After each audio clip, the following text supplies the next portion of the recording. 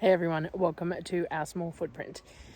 It is Saturday afternoon, and so I thought I'd do my weekly sort of chat video and update video. So we've been working really hard on the garden over the last week. I've got all my seeds started and things like that. So within the next sort of 2 to 4 weeks, we need to have these gardens ready to go. So we had lots of plans on what we needed to do with them, and we kind of left it all pretty late because that's what we tend to do, unfortunately. So we're still a work in progress with this. So we moved the chickens out of the old chicken pen a few weeks back now, and the old chicken pen we have been working on getting emptied out and opened up and sorted to plant all my berry bushes and things like that in. So we have finally got, I'm walking in and around all sorts of things at the moment because everything's in progress as per usual, but that's what I do. I share the crappy with the good. So what we've done is we've emptied the chicken pen. Let me turn you around so you can see what I'm looking at.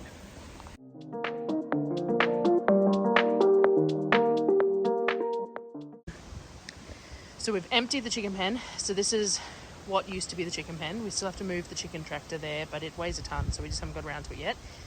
So all of this is going to be my rows of berry bushes. So I'm going to have rows of blueberries, Everton Raspberries, medium berries, red currants. I'm going to do another row of asparagus. I haven't decided whether it'll be in here or elsewhere yet. I'm going to run loofahs all along that back fence line there.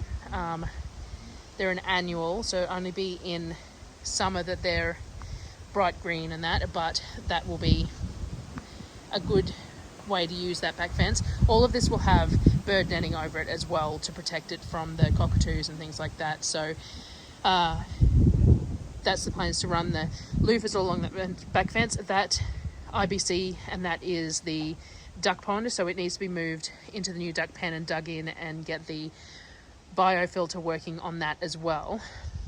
And then we will have all this space to do all the rows of what we need to do. So it's still a work in progress. We're still cleaning it out and things like that. We did buy, if you saw my grocery haul video, let me turn you back around again. If you saw my grocery haul video, I mentioned that I bought a Ryobi cultivator, a petrol operated cultivator, and the intent was to break up this dirt in here in the chicken pen. So this dirt here will be actual dirt, not just sand. The chickens have been in here for a couple of years now, so it'll be really good. It means that we don't have to build the beds up as much, which will be cheaper on us for dirt to bring in for the beds. So I wanted to turn this dirt just a little bit before creating the rows in it, but it doesn't work. You can't get enough weight on the tool for it to be able to dig up the dirt. It's not going to work. So I think what I probably should have invested in was a broad fork, to be honest, but you live and learn. So what I'm going to do is I'm just going to get a garden fork. We actually just broke our garden fork. So I need to buy a new one, but I'm just going to use the garden fork, and I'm just going to fork where I'm going to put the rows. Maybe take a little bit of dirt from where the paths are going to be to put into the rows as well, build them up slowly, and then put our Actigrow potting soil on top and layers of sugarcane mulch and stuff that we normally do, the lasagna style, hugelkultur style beds. And just do it that way. The dirt here means that the beds don't have to be as high, because theoretically the roots should be able to seek down into this dirt, and most of the stuff that I'm growing is perennial. It's going to be here indefinitely, so it's going to be able to use that dirt as for gardening, as for growing as well, not just the mounds. The raised beds are more important for the annuals, which is what we grow everything in out there, but in the main garden space. But we also, by having those raised beds and the hugelkultur style, there's a layer of sticks and layers of wood chips and layers of sugarcane and all the rest of it. So even as the beds sink, we shouldn't need to build them up as much, because the dirt underneath the beds should be accessible by the plants too. So the idea is that each year we will spend less and less on compost or soil to build the beds up, because we won't need to, because they'll have access to the dirt underneath as well, and all the nutrients there. And we found a giant earthworm in one of the beds today, which was really exciting because I haven't seen any worms in any of the dirt ever before, so that's really nice. So I'm going to turn you around and show you from this direction the space that we've just pulled all the framework out of, because it's quite impressive when you see it like this. Okay, so this is the space we're working with. So the chicken pen is behind me. Let me turn you around. Let me walk all the way to the back of the... Oh, I've got chicken wire here. Let me walk all the way back to the back of the chicken pen. And this is the space we're working with. It's pretty unreal. It's pretty mind-blowing, the amount of space that we've completed. So it goes all the way back. If you see the solar panels right up the back there, it doesn't like focusing on with my hand in the thing. Those solar panels right at the back there, that's the back fence of our garden space. So we have all of this space here. That's our rooster pen there. So once the roosters are culled, that pen, we will probably extend the pig pen into there as well, because the pig pen is beside it. We do want to move the pigs out the back where the chickens are to have them under the trees and stuff, but it's going to be a bit of a long process because the pig pen has to be really secure, so we have to have all the supplies to do it, but also moving the pigs from there to out the back, we'll have to run a corral or something, a corral, whatever you want to call it, a pathway with fencing, because if the pigs decide to wander off, they're a little too big to try and get back on track. It's not like you can put a lead on them or anything. But anyway, sidetrack, squirrel, all that sort of thing. So all this rubbish is still to be cleaned up in here, and then the rows created in here. And then once we've done that, well, the berries can go, and I'll show you how the berries and stuff are going as well in a minute. They're all in the old hothouse at the moment. And then we come to here. So this hoop house here was our very first garden. So this is all we had initially, was this one hoop house. And I'll see if I can find the footage of us putting it up, because everything around it was empty, and I'll insert it here.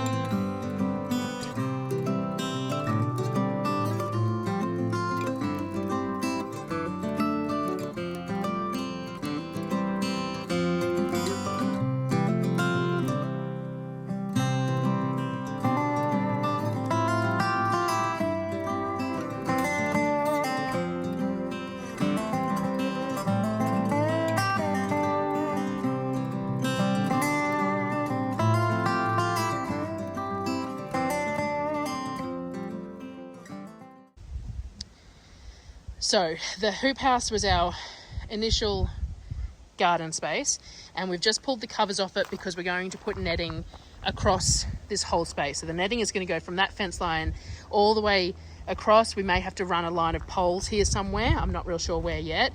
And then it'll go all the way across. We will use this middle structure here to assist. We're going to fix that middle structure there. When we originally built it, we didn't have much building knowledge, and the fact that we've got those pieces of wood on top flat instead of on the sides means that they bow. So we're going to take all of them off the top and put them on the sides and make it a bit more secure, and then we're going to use that as a middle platform for the netting to attach to between there, and then we will attach it to the side of the marquee there as well. So all these beds, so there is beds in here, they're just a little bit destroyed at the moment with everything we've done, but there's a bed that runs down here and a bed that runs there, and then there's some in the middle and then some on the side. But because we had the hoop houses that we pulled out, which were used as the roofing, so we had these hoop houses here, they ran all the way down here, and that's what held the shade cloth and the netting and stuff up. So because they were in there, it really restricted where we could put the garden beds. So I am going to adjust it as we do it, because now we're going to lay weed matting in the pathways with the wood chips, like what we've done here. So we've got the wood chip paths here. So I'm going to run the weed matting for the paths with the wood chips, and then the beds on the sides, and we will put some cardboard down if we're moving the beds slightly, but we're going to use the dirt that's already here. We don't want to move them too much, because obviously by what we've done with the dirt here, we've created some better dirt already, so I don't want to waste that better dirt either. So it comes all the way through to here. We're going to leave this structure here as the back for the netting to attach to, this galvanized steel, because this one is a galvanized steel frame. It's fine. It was those powder coated steel ones were all collapsing and weren't working. So we're going to bring the netting to the middle bar, roof bar here of this is the back side here, and we'll leave the shade cloth up here at the moment because we need to put poles and stuff out there to take the netting across there. So whatever I plan out there, we'll just have to deal. This is our potato patch just outside the netting, the shade cloth there. So we will redo the rows there and put potatoes in there again. And then I will do stuff out the back there that isn't as important to be protected from the birds and stuff. Our strawberries and stuff are out there. I'll give you a look at them in a minute. These are second year onions that are in the middle here that didn't bulb up for whatever reason, and I've just left them to go. So either they will flower or whatever they want to do. I just thought it was may as well leave them there. And I haven't cut off, these were all my pepper plants. I haven't cut them off or anything yet. Same as my tomatoes, if you have a look along the trellis work here, because it just didn't matter. We weren't getting anything planted in fall or winter because of all this progress going on.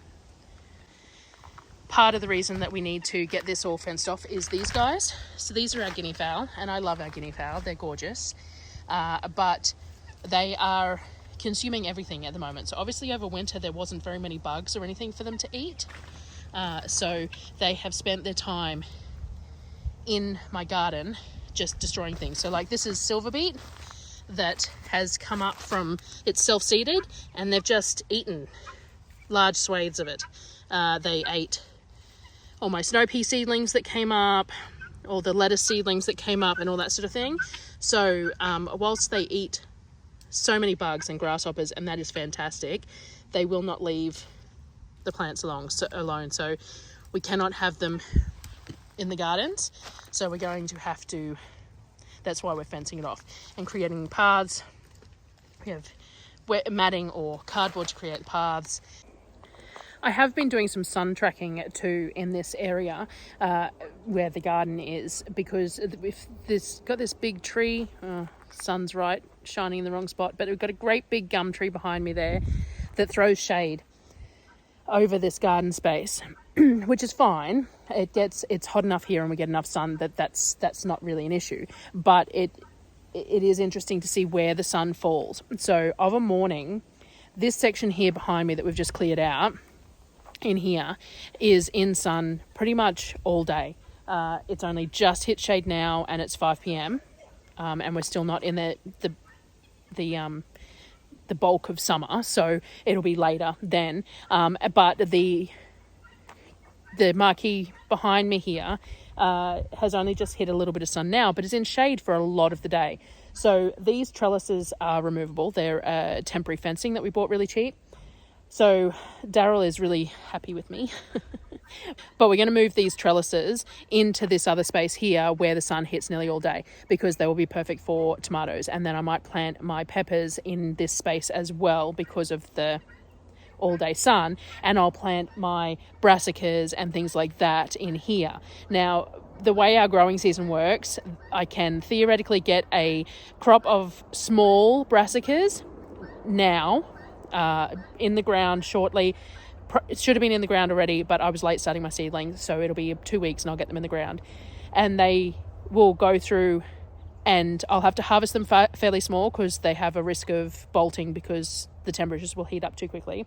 But I should get a small crop of them now, and then I will not plant any more again until after Christmas, or not start any more again until after Christmas.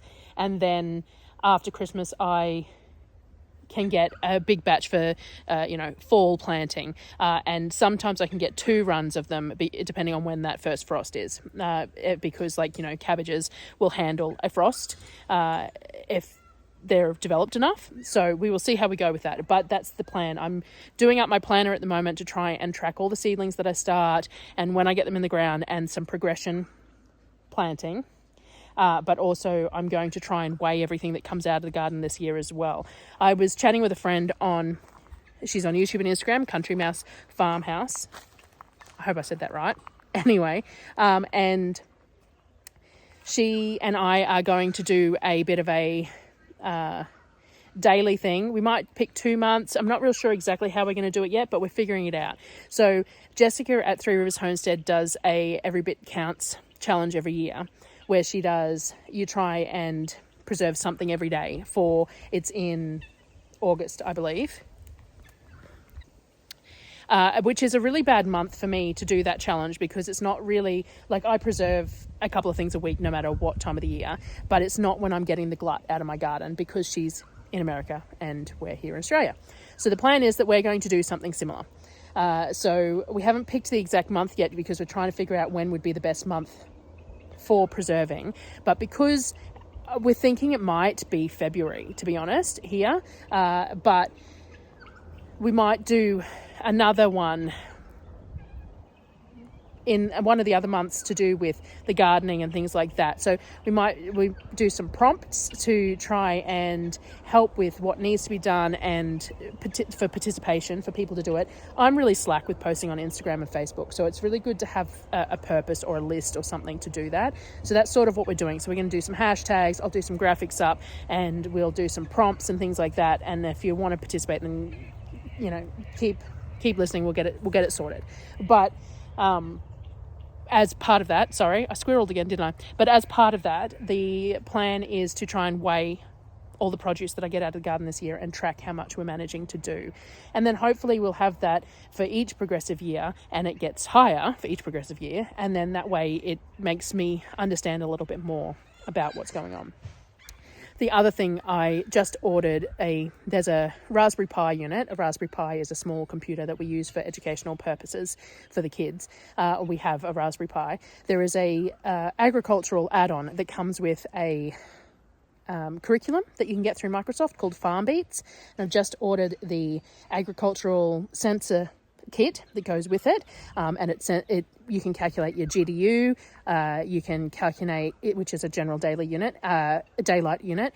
You can also do soil temperatures and humidities and things like that, and you can set it up to track all of that, which I think would be really great for the kids to be participating in with the gardens over the summer, but also great for me to have that record as well, because I really like having data. I'm a bit of a data person, so I really like that.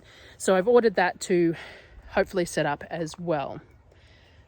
What else? We need to get the potatoes in the ground. So we're going to use that cultivator to create a path down the middle of our potato patch. I'll show you how we're going to do that.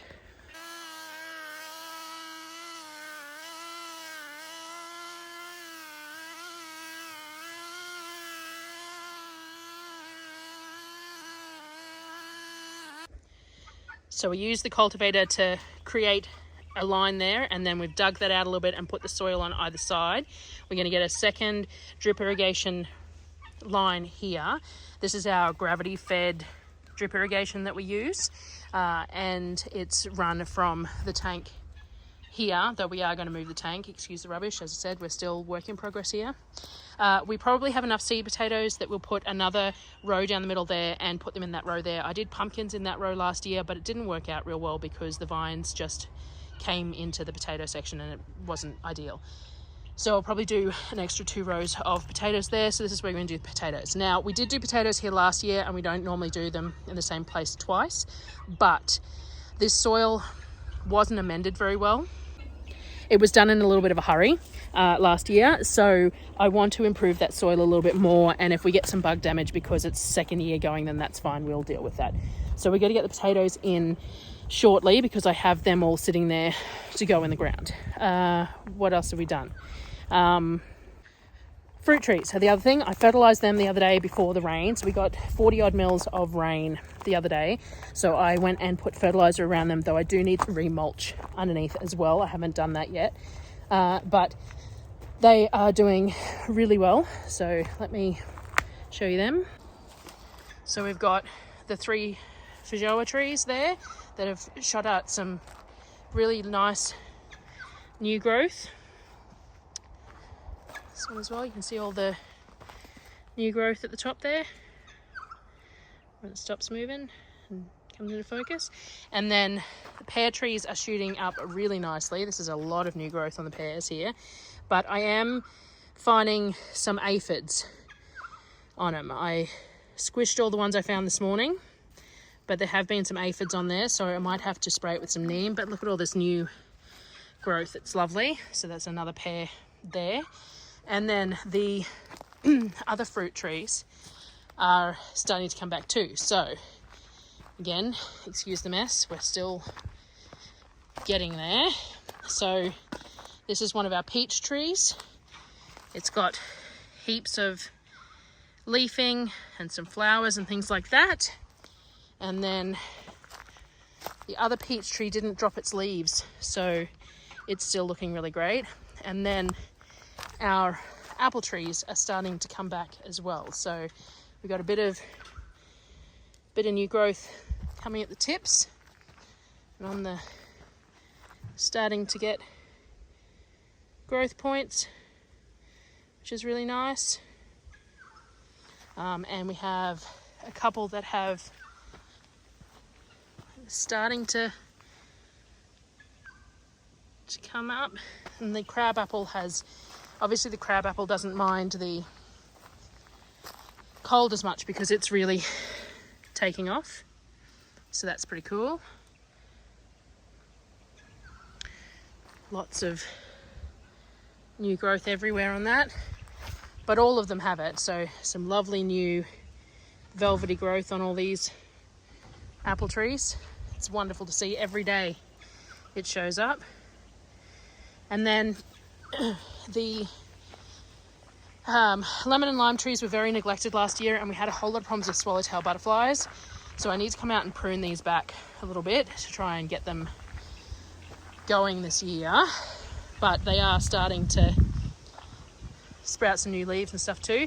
The other thing I planted was some kiwi berries last year, and they looked like they died. I got them in the ground too late, but it looks like we have some growth points coming in.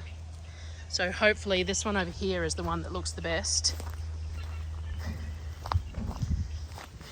It's got actual, let's see, bring it in focus, actual green, look, green shoots.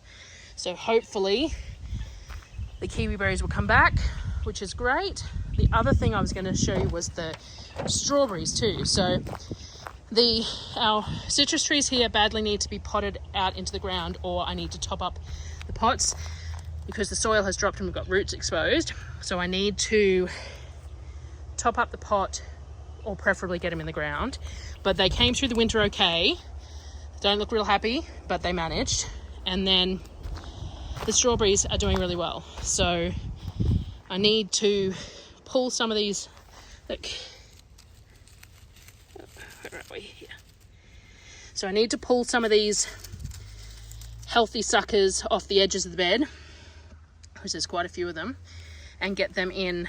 I'm going to set up my Mr. Stackies. So I have 2 of those, so I'm going to set them up and put some of these suckers in the Mr. Stackies, and hopefully we'll get more strawberries that don't get eaten by slugs. And then we've got raspberries here, and we've got some lovely new growth on those. So hopefully they will work this year, because we've failed at that a few times, but they all have some good new growth at the base. So I'm pretty happy about that. So I'll quickly show you the stuff in the hothouse as well. So as you can see, we took the walls down in the hothouse because we used them for the chicken section. So this isn't actually a hothouse anymore. It's just a covered structure. So all of these are my dahlias. I've got my rhubarb crowns, and then this is all the other stuff that needs to go out in that chook pen area. So these are the red currants. They're all got new growth, which is fantastic. This macadamia tree got knocked over out of the pot, so I'm not sure whether it's going to recover. We will see. This one has some lovely new growth. Needs to go out in the... I'm going to plant that near the chicken pen. So these are the Everton Raspberries. Now, the original plant that came, nearly all of them died in the frosts. I didn't realise how intolerant they were. I moved them into the hothouse and they recovered. I've got a couple of elderberry cuttings here too. This is the medium berries, and again, they didn't like the frost on the tips here. Hopefully, once they're established a bit more, they won't struggle, but if not, I'll have to do some row covers with some frost cloth. Another one of the Athertons, obviously this main stem died, but we've got some new canes coming in, so they're all still survived. I've got one lonely blueberry so far. I need to get some more, and this was another rhubarb as well. So and my tea plants. So this is my Camellia sinensis, which is my tea plants, and they have new growth and some buds and stuff on them, so that's really cool. So everything is doing well so far, and then the last thing I wanted to show you, because this, I think when I get this to my computer it's going to be quite long, was the hothouse. So we haven't built the new glass hothouse yet. We haven't got around to it. So what we've been doing is bringing the seedlings inside at night into little mini greenhouses. But we actually bought this larger unit from Bunnings the other day. It was $100, I think, because we were struggling with what to do. So let me show you inside. So it doesn't stay hot enough at night. We still have to take everything inside, but I have all these different, haven't quite finished all my seeding yet, and a lot of these will have to be potted up. I do have a clip of how I do my seeding that I started the other day, but I haven't finished it off yet, so I will sort that out and show you. I've had a few things that are starting to sprout, simple things. These are zinnias, and there is some brassicas that have sprouted as well. Some cabbage in there, and some broccoletti in here, which obviously they're sprouting because they don't need it as warm. Some beetroot, things like that, more cabbage. But the tomatoes and stuff definitely need it a bit warmer to get anywhere. Though I did see some, there's cherry aroma sprouts there, and I did see something else was sprouting somewhere down here, sun gold cherries. So the cherry tomatoes are sprouting a little bit as well. Sonnet thinks that might be one there, but I think it might just be a fertilizer ball. So, but yes, plenty of flowers. So we're getting there with all the seeding, but we're not quite done yet. I will go over all my varieties of tomatoes and things like that in another video. I have done a video showing how I plant out my seeds and what I do, so I will do that soon. Oh look, there's a little tiny purple sprouting broccoli there, and that's pretty amazing because I only planted these seeds 2 days ago, I think. So we shall see. But yes, I forgot to mention I do have I have an Inkbird temperature humidity thing in here, so it talks to my phone and I can tell what temperature everything is in here. But the little greenhouses, which are those little mini ones there, we have some of them inside. I have seedling heat mats in those for nighttime. I may leave the brassicas out here in that little one out here with it closed, because the nights aren't getting as cold at the moment, but all the tomatoes and stuff needs to be brought in on the seed mats, or that we're not going to get good germination with those. So that's what we're doing at the moment. So the potting table has been working well for doing all of that. I'm getting heaps done in it, and it's nowhere near as bad on my back, so that's good. I've still got a little bit to go with the seeding. When I do that, I'll finish up the video about how I seed my stuff and give you a look. And then as I'm potting things up and stuff like that, I'll share that as well. So, because I open punnet seed and then I prick out and pot up. So I will share all that too. It's just a matter of getting it edited in a way that works, because I tend to take little snippets of film while I'm doing it and then think about, I wonder how that's going to go together. This is going to be the same. I've taken this over a couple of hours and I'm not real sure how it's all going to go together, but I'll figure it out. So that is a bit of an update on the gardens, on how things are progressing and stuff like that. Hope you enjoyed watching and seeing, and I will keep on doing these weekly updates on what's going on to share. And I will see you on the next video. Thanks, guys.